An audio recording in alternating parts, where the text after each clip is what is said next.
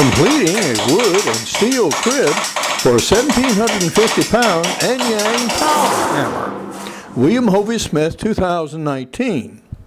I'm the owner of a knife company, Hovey's Knives of China. And in this company, we take inspiration from Chinese bronze knives of 3,000 years ago, and we make kitchen cutlery for modern stainless and carbon steels. I'm also the author of 18 books. Many of these are outdoor publications, but I also have a business book, Create Your Own Job Security, on how you can start your own company at any age, anytime, anywhere to raise whatever kind of money you need. My newest work is a fiction book, Father of the Grooms. In this book, I trace the adventures of an American family of Sicilian origin who has two sons that are having marital difficulties, can't seem to be or stay married. So consequently, Dad decides it's time to go to Sicily so they can perhaps meet some nice Sicilian girls. Well, their mafia relatives take this a little more seriously. And in fact, when they arrive on Monday, they are informed that the wedding is to be on Friday. Well, the two guys sort of want out. And they arrange some things to try to get the gals to call off the wedding. But nothing doing. Come Friday morning, they're going to be marched up to the church. Or the entire family may meet with an unfortunate accident in Sicily. This is Hovey Smith, the Backyard Sportsman. And we're cutting steel today to put on the crib for my Anyang Power Hammer.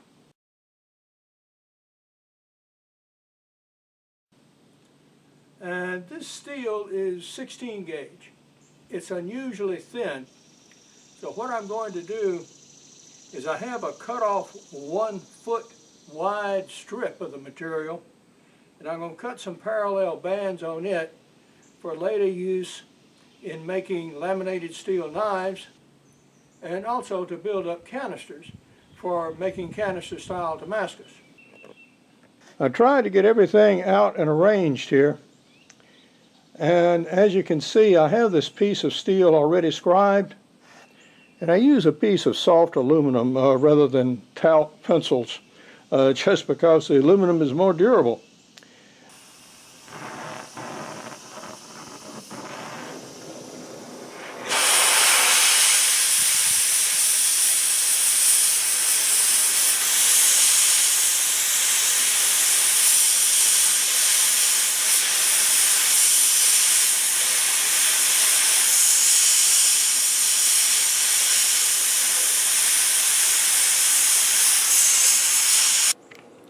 Well, my practice has shown me I could cut metal, but not very well, not very cleanly.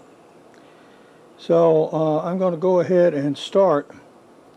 And that piece I've outlined on the corner is where the 2x4 and one of the upright right angle pieces of iron that's tied into one of the posts needs to clear. The first piece is cut out and not at all pretty, but that at least gives a hole that'll clear those two objects on the edge of the crib. We now have our notches on the sheet steel cut. There's 1, 2, 3 on this edge, and then 1 square in the top. While we have the sheet out here, and I can drill it vertically, I'm going to go ahead and drill some holes in the sheet iron to set some long screws to actually hold it in the wood. At the conclusion of the day's work yesterday, we got this sheet of 16 gauge steel cut out and inside the house and sorta in the crib. And you can see it there leaning up against one edge. Now the problem is getting it flat enough against that wall over there so I can screw it in and mount it permanently. Well, some solutions come to mind, one of which It's too heavy, I can't handle it, cut it in half. All right? But that would leave a seam that would be halfway up the wall, which is exactly where I don't want it. Another solution, we do have an eye pull up there in the middle for hoisting the power hammer, but that puts it 2 feet away from the end wall, although it's standing vertically. I can't magically transport it. If I swing it over, yes, I can touch it, but it'll be several inches too tall to cover the bottom, where most of the danger really is for a piece of hot metal getting against the wood and actually igniting and starting a fire. So that doesn't work. So we could attach a pulley perhaps to the standing beam over there on top and pull it up with that. That would put another hole in that beam, weaken it, and still it would get it up, but then the pulley would get in the way of actually attaching it flush against the top of the wall. So all of these solutions, though possible, are not practical. So there must be another way. This handyman jack, which I've called a high lift jack, has been used to straighten up this wall. Well, now the crib is so far along I can go ahead and remove it, because as it turns out I may not need the jack again, although I could, but more significantly I need that blank space. You can see how it's connected to the wall there with an eye hook up at top. And so now we're going to release the tension off that wall, and you can check and see if it moves as I do.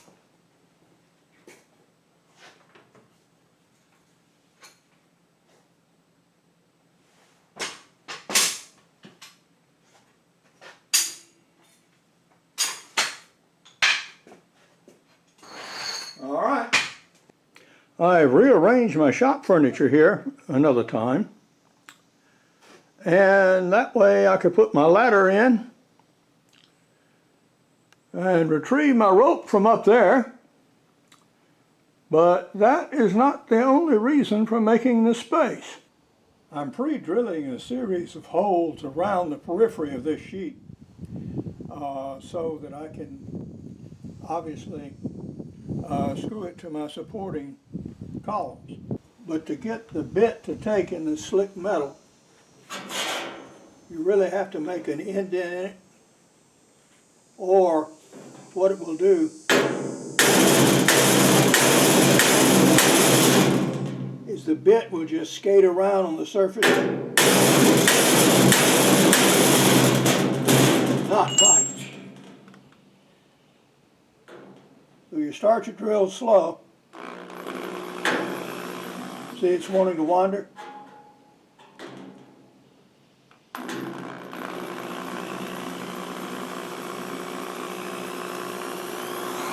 And then speed up once you get some metal being removed.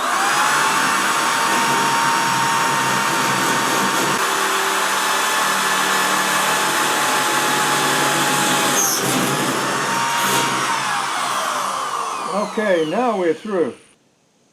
I'm going to do one more thing with that hole. Now that I have it started, I'm going to enlarge it.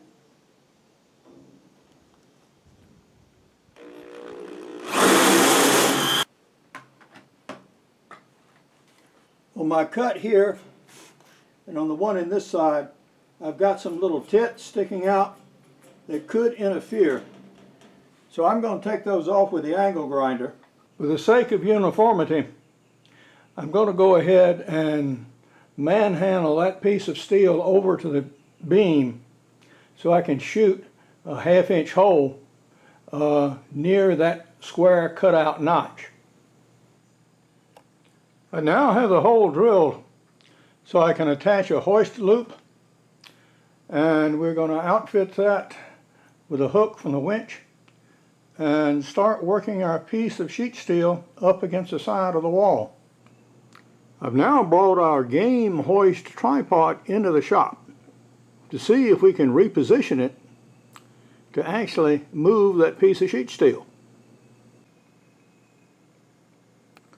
It was touch and go indeed to see if the tripod would actually work. And it looks like it will. It's not going to allow much clearance over the top of there, but yeah, it will clear the top of the wall once I get the other two legs on. The tripod is up. We have a foot of clearance over the top of the structure, and that is what is needed to hoist this piece of sheet steel. Let's see if we can get things started.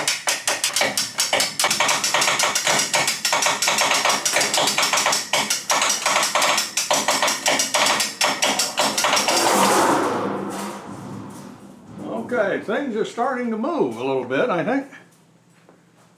Yes. Okay. It's coming up. It hasn't gotten to the tripod leg yet, but soon.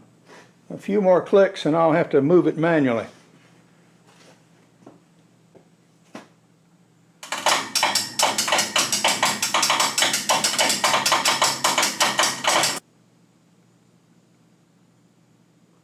All right, now I'm going to have to adjust it so it passes on the inside of that leg. We are almost where we want to be. It's catching up on the top of that angled brace there. So I'm going to need to take my angle grinder and cut approximately an inch away to allow that to clear. Then we'll be able to actually start putting screws in this wall and get it attached.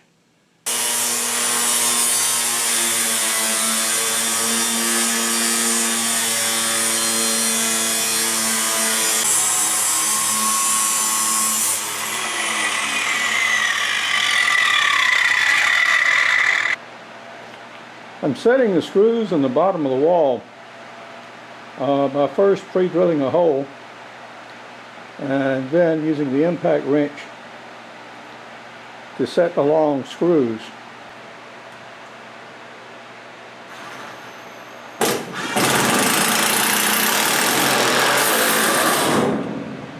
All right, that got it up snug. That's exactly what's desired. Once more, we have our tripod erected, and we can attach our pull cord to our piece of sheet steel and the hole we previously drilled.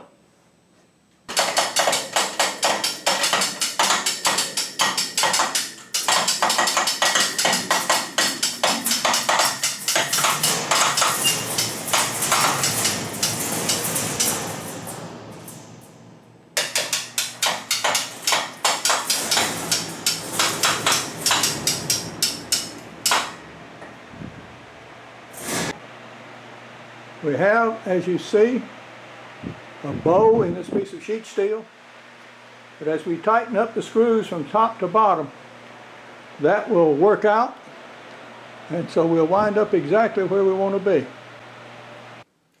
We have completed the construction of our crib to hold our Anyang Power Hammer, and I'm looking at it right here, and it looks rather formidable.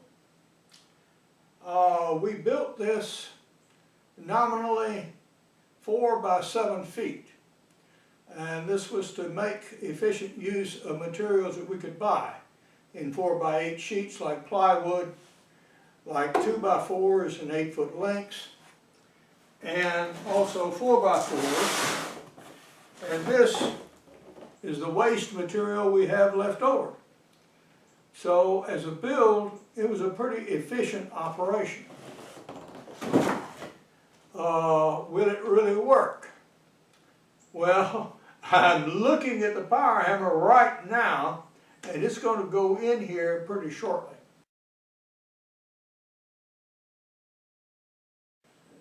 Next, we're going to physically move the power hammer inside here.